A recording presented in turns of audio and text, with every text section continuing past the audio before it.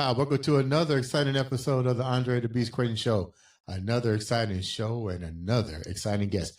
This guest has been on before, and her story was truly one that was impactful. Definitely showed that beast state of mind, but more importantly, it also showed a woman's forgiveness on both sides of the scale.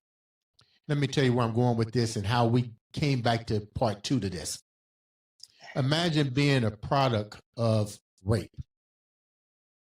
Two young individuals, male and female, go to a party. Something happened. One holler rape, one says it didn't happen. But through this quest, you go on your own journey to find out exactly what happened. And on top of that, you have to decipher what's true. The person that said that they'd done it, or the person that said that that's not the way that it happened.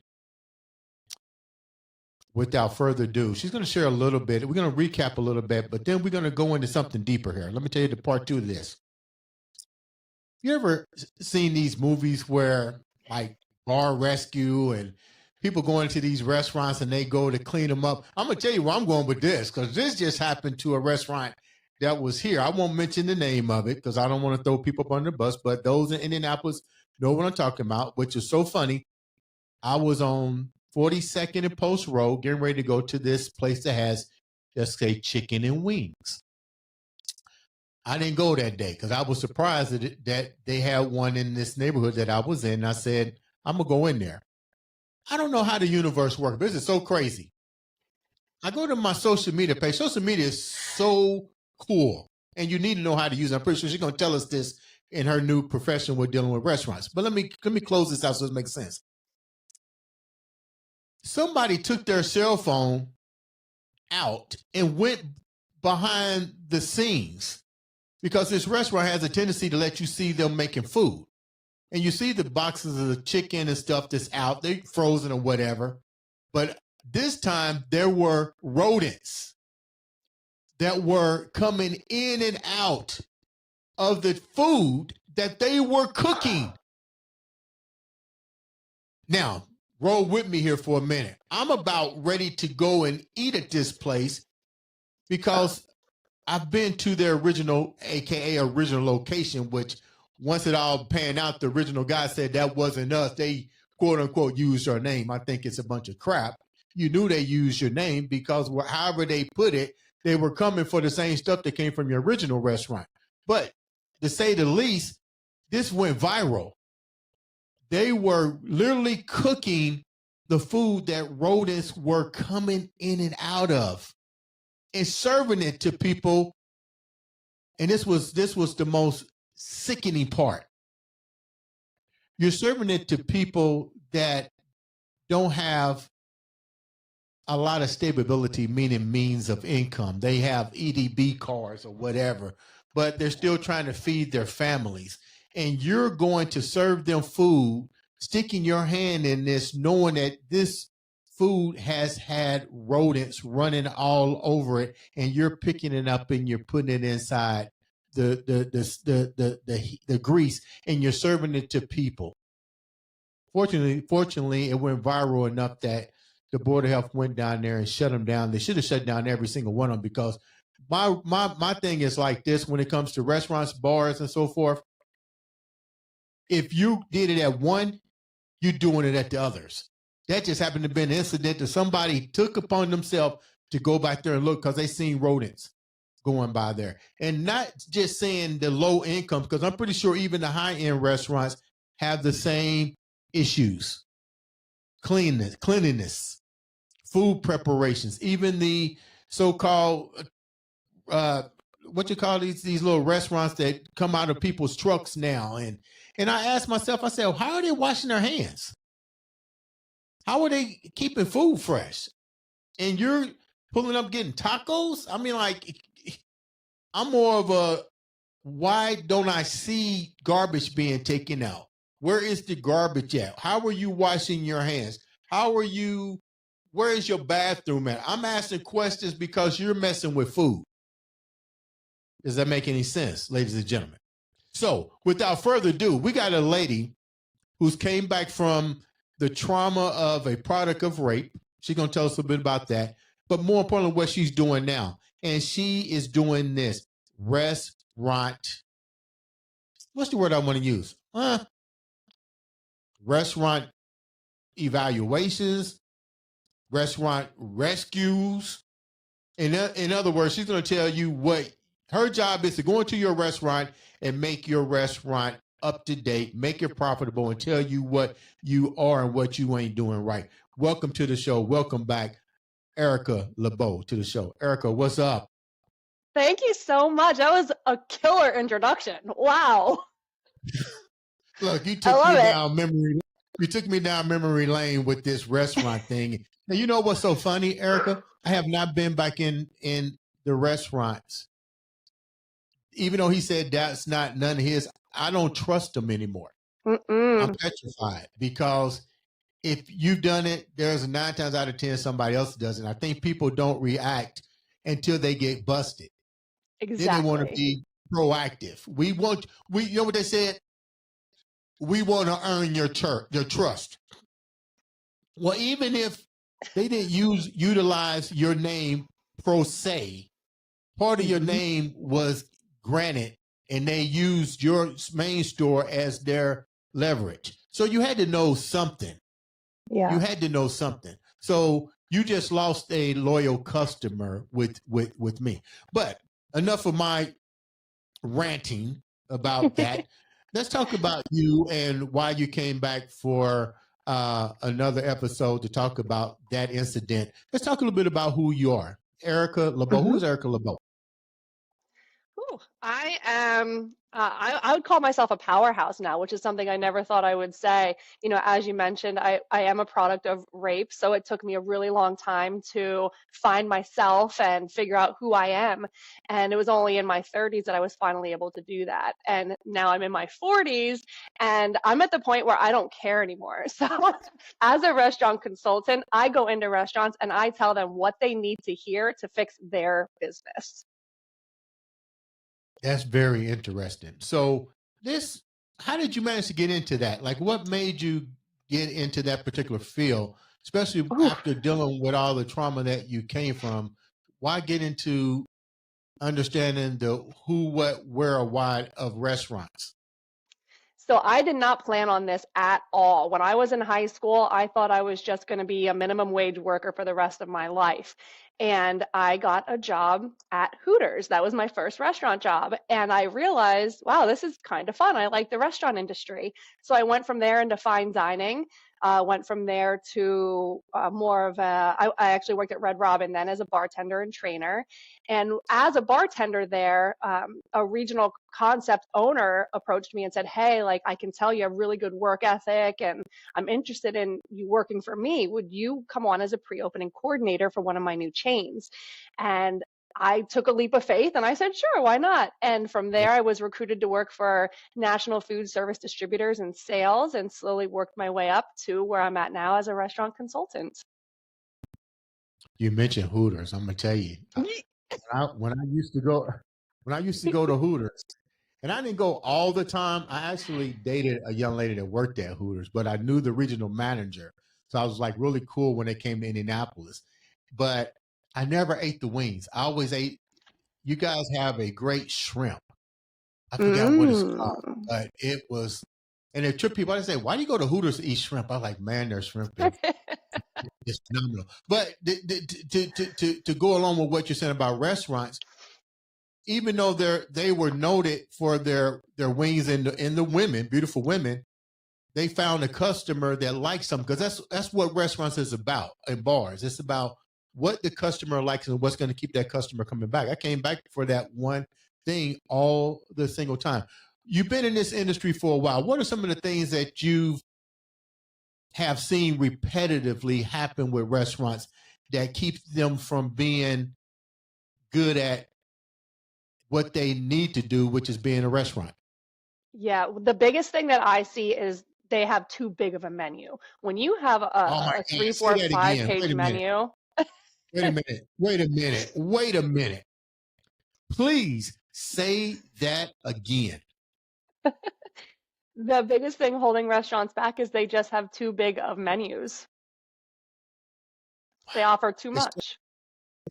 explain how that could be a handicap. I want to see if I want to see. Can I do your job? Let's see if we're thinking alike. Uh-oh. Okay, so the average consumer spends 100 seconds looking over a menu. So a restaurant like the Cheesecake Factory, who has 20 pages, customers get overwhelmed. So Yeah. that's the first problem, is it's overwhelming the customer. The second thing is their inventory is out of control. They have so much food sitting on the shelves, and that's just wasted money. Plus, as far as labor goes, you need more staff to prep and get ready for all of those additional items. So you're just draining money when you have too many products on your menu. You're speaking my language. Cheesecake Factory is right here at Keystone at the Crossing. I order the same shit every time I go. Mm-hmm.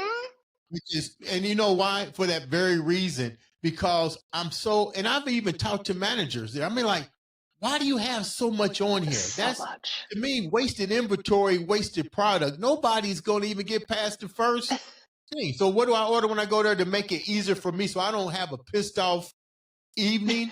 I order fettuccine Alfredo, the grilled chicken, cross it up, throw some spinach on it, extra cheese, and give it to me. So I kind of Perfect. create my own pasta dish, what you might want to say. But you're right. But I'm pretty sure numerous people have told restaurants this. Mm-hmm. Who's making the final decisions to keep all this on there? Because if it's my company, I should already know that this is way too much. I'm losing money. Let me descale and simplify the issue. You would think that, but what happens is a lot of owners and chefs are afraid that they're going to lose customers if they shorten their menu, because they have regulars who come in and they get that one random dish and no one else is ordering it. So they're holding on to all that inventory for someone who comes in once every other week, once a month, and it's pointless. But they're so afraid that if they get rid of items, they're going to lose customers, where in essence, they'll be able to attract more because it's going to be less overwhelming. What's another reason Another reason why they struggle. why restaurants struggle? Yeah, I Yeah. clearly agree with the overabundance because I'm I'm I'm I'm I'm kind of like, I don't like using the word old school. I'm just a simple guy. When I go out to eat, I don't want to be overwhelmed with a menu because that's the first thing you get. No, the first thing I see is which I know you're going to talk about. Mm, How am I being greeted when I first for walk through that sure. door? That's the first thing I want to know. And then the second is who's serving me.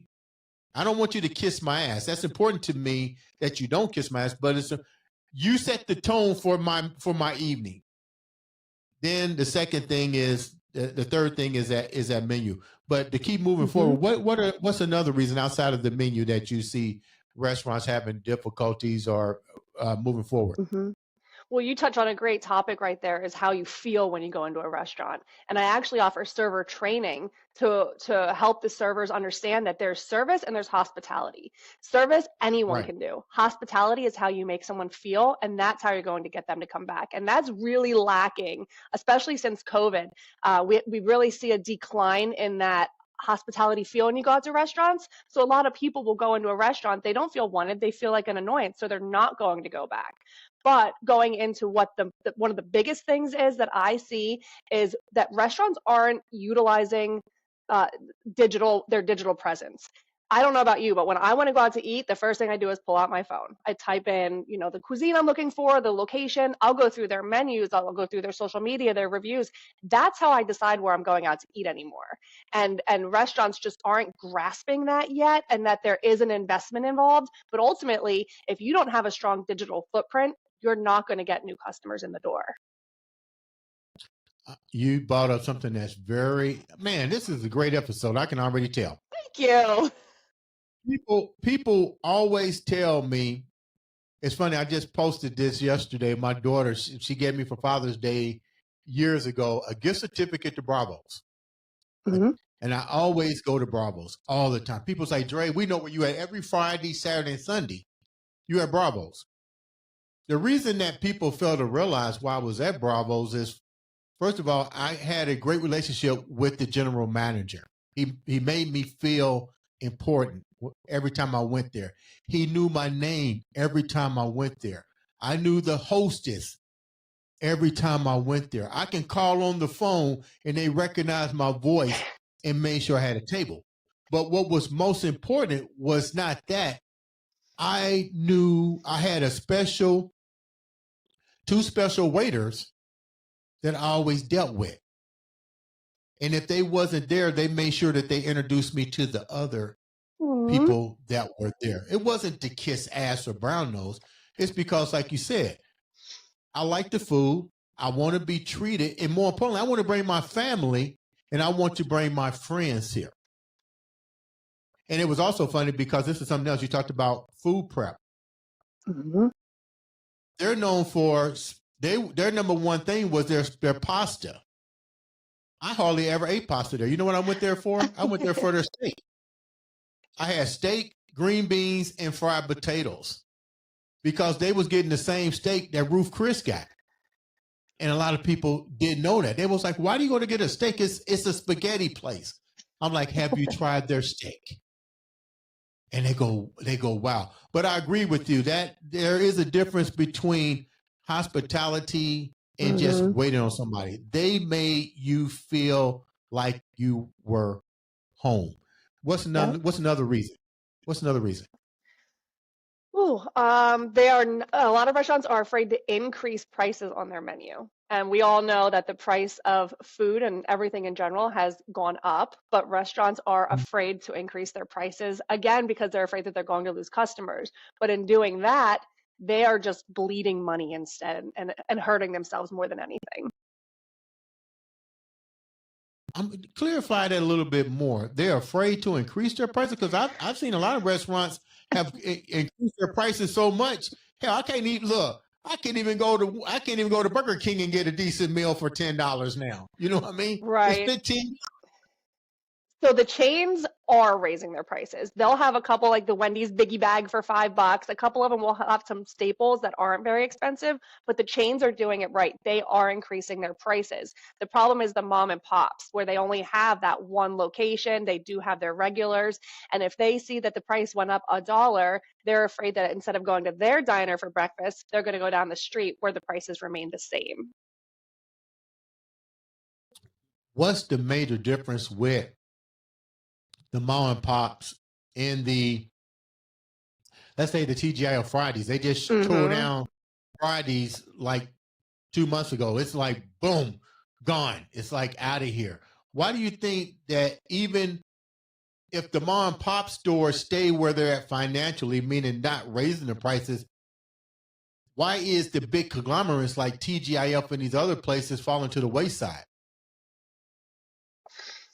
That's a good question. I think that they're consolidating their costs and really assessing their footprint. A lot of the restaurants right now, the big ones that are closing down, are realizing that the economic society around them isn't quite worth keeping that location open. So they are closing the ones that aren't quite as profitable or as busy as some of their other locations. So you're saying they rather keep Close a few TGIFs in strategic cities and locations and just say, we're going to cut the loss on everybody else and just shut them down.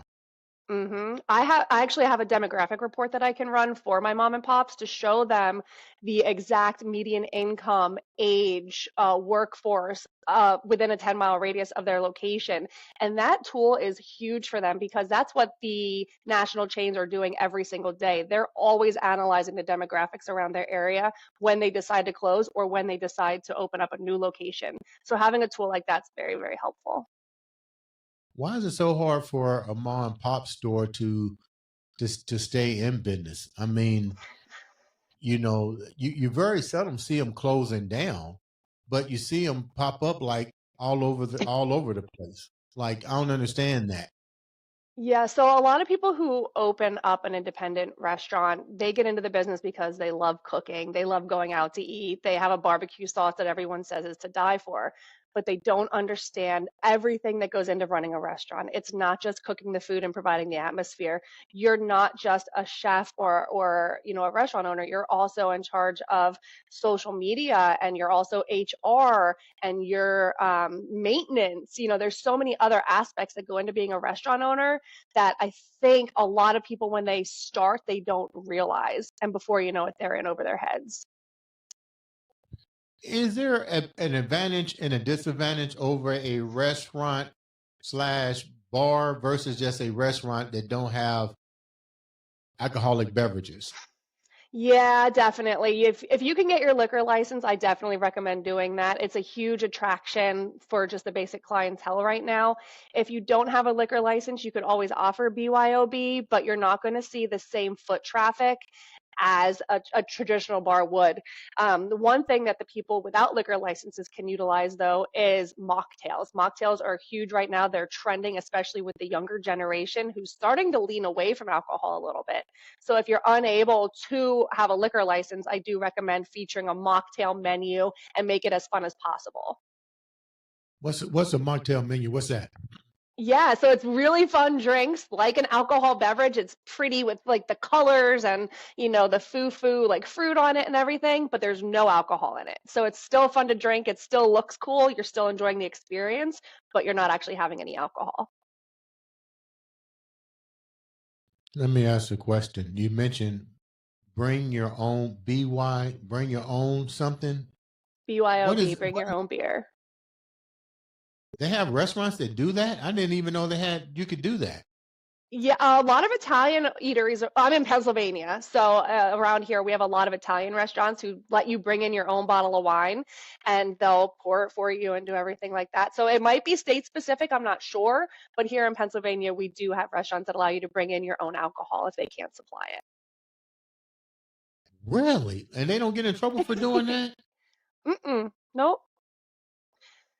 There's also, we have a Mexican restaurant nearby who, because they can't serve liquor legally either, they'll say, with the purchase of a dinner, we will give you a complimentary margarita. So I don't know how they quite get around that, but I guess if they're not paying for it and it's only one and there's some sort of a limitation, they've been getting away with that too.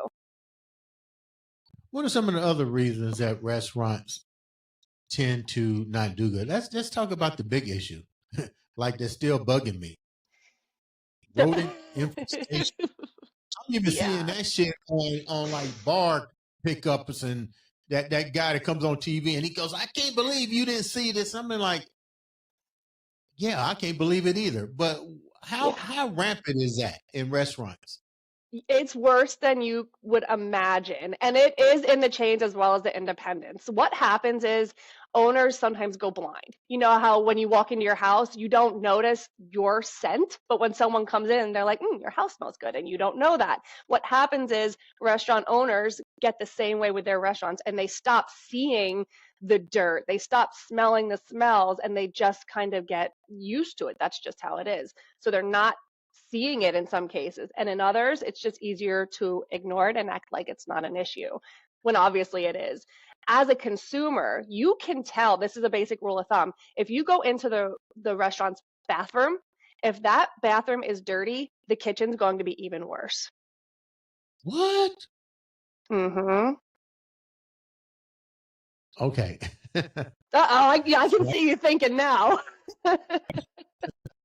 I've been doing so I've been doing this all wrong. I need to start in the bathroom first. You do. Mm-hmm. If Mm-hmm. the Because they want to bathroom keep is the front of house, they want to keep the dining room nice and clean and tidy because that's the main thing that we look at. People do use the yeah, restroom, but it's kind of a second thought. So yeah, if you go yeah. into the bathroom and it's dirty, think twice. Share some more information on what you do. What else do you do that people may not know that you do when you go into restaurants? So I do secret shoppers as well, where I assess everything from outside. You want to look at, is your parking lot clean? Do you have nice landscaping? Is paint peeling off? Things like that can subconsciously, someone will decide if they want to go to your restaurant or not. Because if your outside doesn't look good, the food might not taste good either. So you want to like it's a whole aspect that once I go inside, check the lobby. Is it clean? Is there a hostess? Are they greeting me? Do they have uniforms? Are they taking care of themselves? Cleanliness is huge. And maintenance is huge. And if someone's not on top of that in their restaurant, they're going to automatically lose customers. Give me an example of at least 2 restaurants. You don't have to mention their names Okay. that you was assigned to go to, and everything that you're sharing with us was actually part of that solution that you was told to go for anyway. There is it's a big college town. It's a bar and restaurant, and they think they're crushing it. They have business, they're doing really well, but they just wanted to get a second set of eyes on the restaurant just to see how it's doing. And I was absolutely appalled. And I think the only reason that they're still getting by is because they're in a college town, and college students don't. I mean, I've been in dorms, I know what they look like. I don't really think that they care about the cleanliness of a restaurant, but the actual hometown does not go there. So in the summer, their business just dies. And that's because they have a reputation for not being the cleanest and for being a college hangout. Whereas if this restaurant would focus more on their local town, cater more to them, they would have the business year round, instead of just seasonally with the college students. I have seen some horrible things. The biggest thing that I see in the kitchens is rat droppings. You don't necessarily always see the rodent, but you see what they leave behind. So anything like that, that's one of the first things that I look for is, are there droppings anywhere? Where do you see the droppings at? Like, how do you know where to look? Dry storage is the main place. If anyone's keeping any food on the floor, like bags of potatoes, or a lot of diners, they'll make soup in these gallon containers and just leave them on the floor. Oh my gosh, you would be sick if you saw some of the kitchens that I've been in. But yeah, usually in the dry storage area is where I see most of the rodents. Have there been moments where after you've gone into these places, that they had to be shut down until further notice? I don't report anything. I'll give my report to the owner and hope that they fix it. There was one restaurant that did actually randomly, the health board went in 2 weeks after I went in, and they didn't do anything to fix it. It was a young owner. I think his dad had the business and handed it over, and he just thought he could, I don't know, do whatever he wanted to, and he didn't listen to any of my suggestions. And randomly, the health board did go in and shut them down. So they're currently working on the issues now. But if they would have just listened to me, I think they would have stayed open. Now, are you under any obligations to report misconduct or misoperations to the Board of Health? I mean, this is what you do for a living. I mean, if I'm going in and I'm seeing rodents and coming out of chicken and shit, do I have an obligation to go and report them to the Board of Health? Honestly, I've never thought about that before. I do work for a national food distributor, so my goal is just to help our customers. I am looking at doing more freelance work though, but I don't think I would ever report them unless. Yeah, that's a tough one. You got me thinking on that right now. But I have not reported anyone that I've worked with yet. Have there been times where you thought you should have? Yes. You've been doing this for a while. Give me an example. Time. Give me an example of a time you want that you now that you go back, you go, what? I should have said something to these. Give me two, not who they are, but 2 incidents.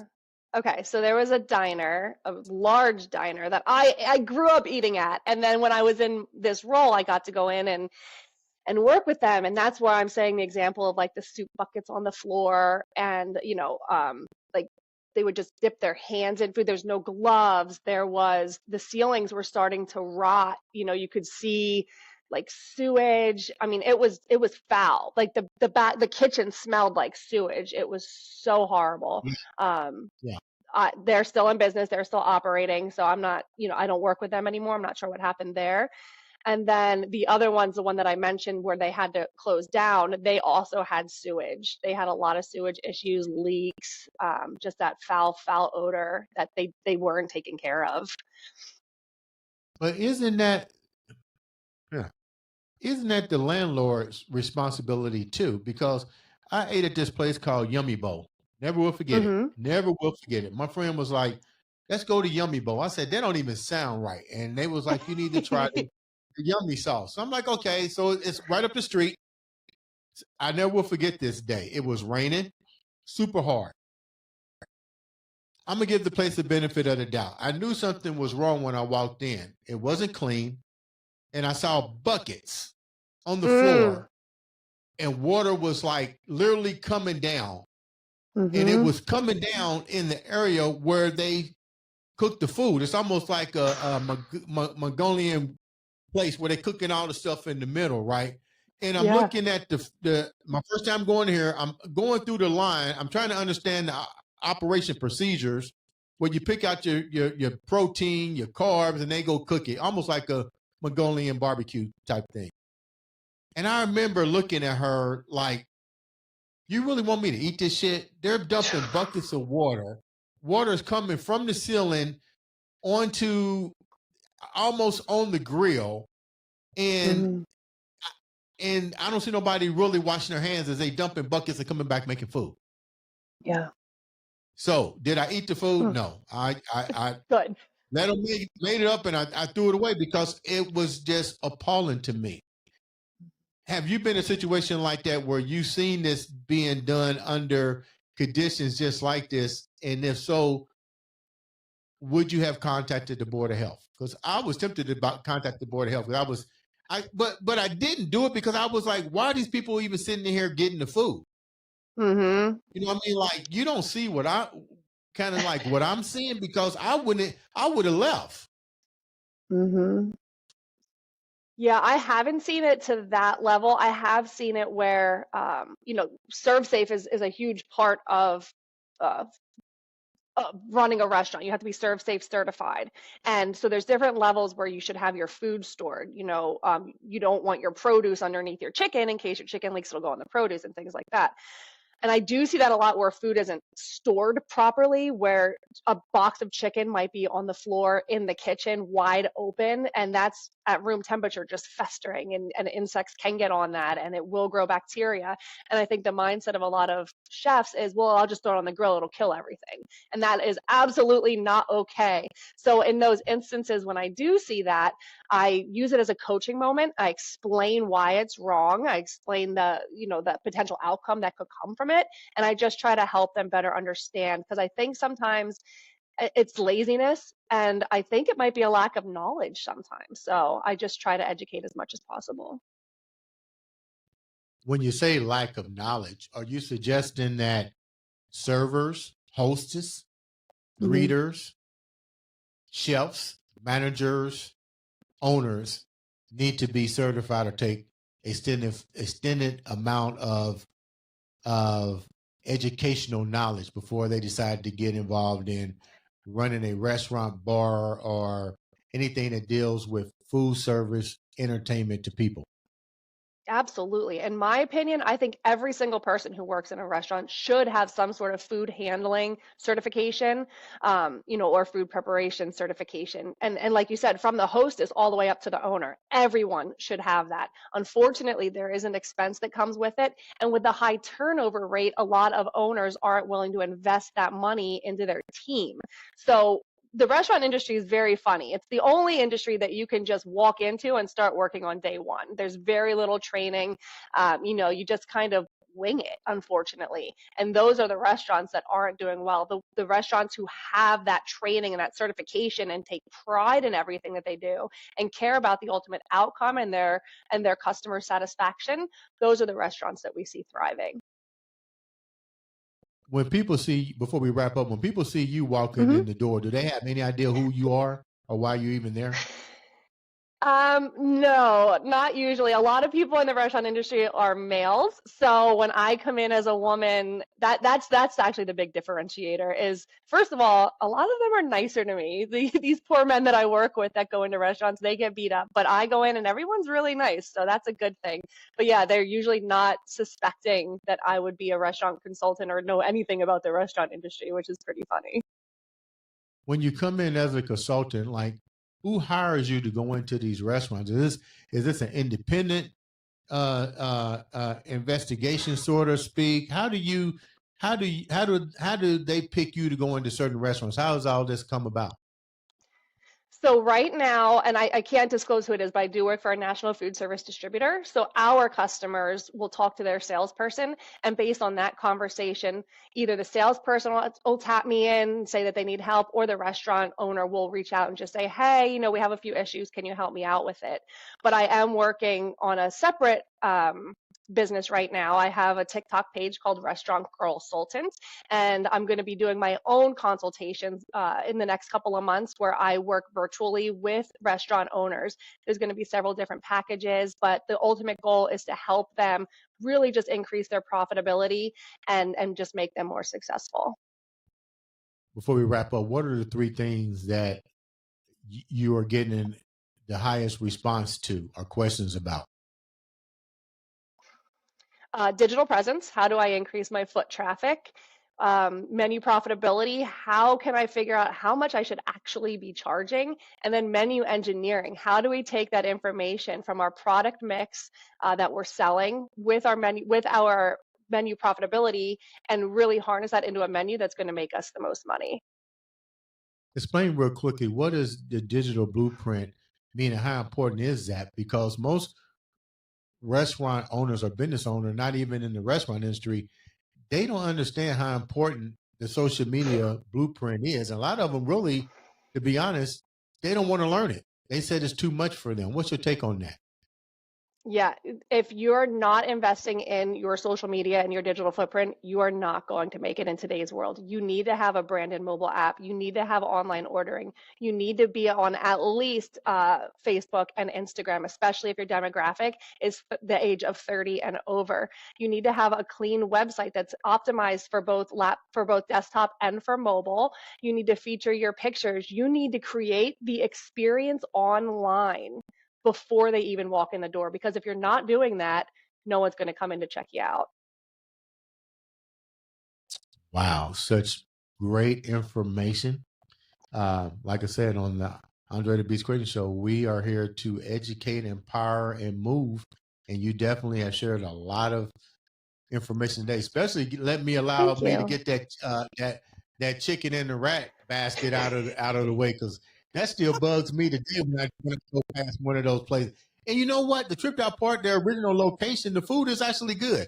But just go to show you. Let Hmm. me ask you this question: have you been in a situation where one bad apple had a ripple effect on all the other chains of restaurants that you've dealt with? Absolutely. Yeah. There's another rule of thumb here.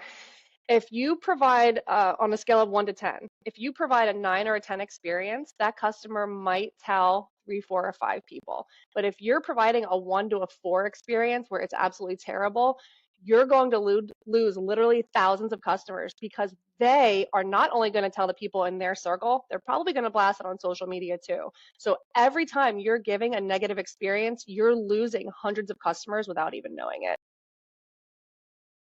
Let's talk about one more thing real quick. Let's talk about hotels and restaurants and hotels.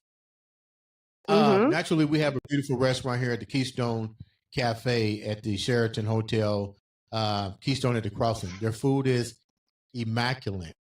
But I also see sometimes a handicap where outside people would bring pizza and so forth in, and I remember asking them, why don't you guys have pizza? Like, why would you allow your competition to this is just me as a business person going, why would you even want them to bring in food when you can have the same stuff here? I'm pretty sure you dealt with this kind of stuff. What's the difference between hotel policy and restaurants? Let's call it almost like a five-star dining experience versus changed? What's the difference with those two? How do you bring your experience into that particular arena? Yeah, so that can be difficult because in some cases, the restaurants that are inside of hotels, they're actually more on a national level where they have someone on a corporate board delegating what they can and can't serve. So all of the restaurants in all of those hotels across the country are given a specific menu that they can use. So that's the one thing that's a struggle sometimes, and that's why a lot of the local residents won't visit restaurants like that because it's more geared to the tourists and just simple things that they can whip together. There's sometimes where an independent restaurant owner can go into a hotel and open up their own restaurant. And in those cases, they do have a lot more flexibility, but they might not have the equipment to make certain items like that. Pizza utilizes certain ovens. So sometimes if they want to put out a certain product and they don't have the right equipment for it, they're unable to offer that. Great information. How can the viewers reach out to you, support you, and know more about your new and upcoming business to help restaurants? How can they learn all this information?